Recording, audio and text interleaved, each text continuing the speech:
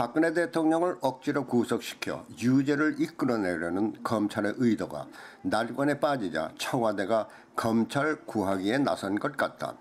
그동안 특검과 검찰은 증거가 차고도 넘친다며 기고만장해왔는데 구속 100일이 가까워 오면서도 구형조차 못하고 박근혜 대통령을 석방해야 할 난처한 입장에 놓이자 증거를 보강해서 재구속영장을 신청하겠다고 밝혔다.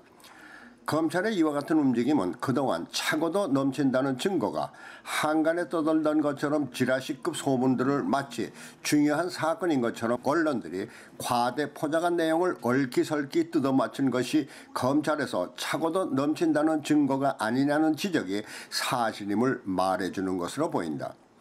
사실 박근혜 대통령의 탄핵과 구속은 지금의 집권 세력과 당시 한나라당 내 배신 세력 그리고 이른바 현 정권이 혁명이라고 극찬하는 촛불 쿠데타의 야합이 이끌어내는 정치적 음모라는 것이 헌법재판소의 판결과 박근혜 구속 수사가 진행되면서 검찰이 직면한 수사상의 난관에서 잘 나타나고 있는 것이다.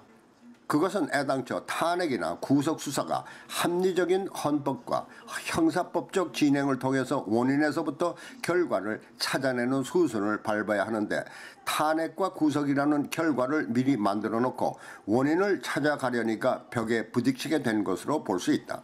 그런데 검찰이 구속영장을 위한 새로운 증거 수집에 나선다고 하기가 무섭게 청와대가 무슨 중대한 문건이 새롭게 발견됐다며 언론 중계까지 요청하면서 수상한 호들갑을 떨고 나온 것이다.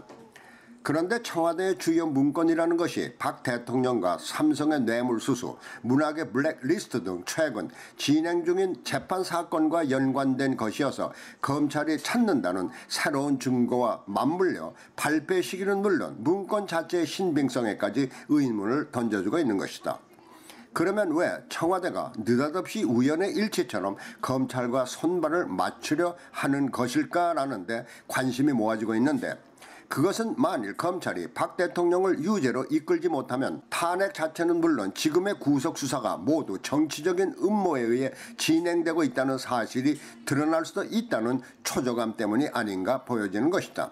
만일 탄핵과 구속수사가 정치적인 음모였다는 것이 입증된다면 현 문재인 정권은 합법적 정권이 아닌 그들이 말하는 이른바 촛불이라는 쿠데타에 의해 세워진 불법적인 정권임을 보여주는 것이어서 청와대가 초조할 수밖에 없을 것이다. 그런데 한 가지 대전제 조건은 사법부가 정치적 내지는 이념적 판단이 아닌 순수한 법적 판단을 할 때 가능하다는 것이다.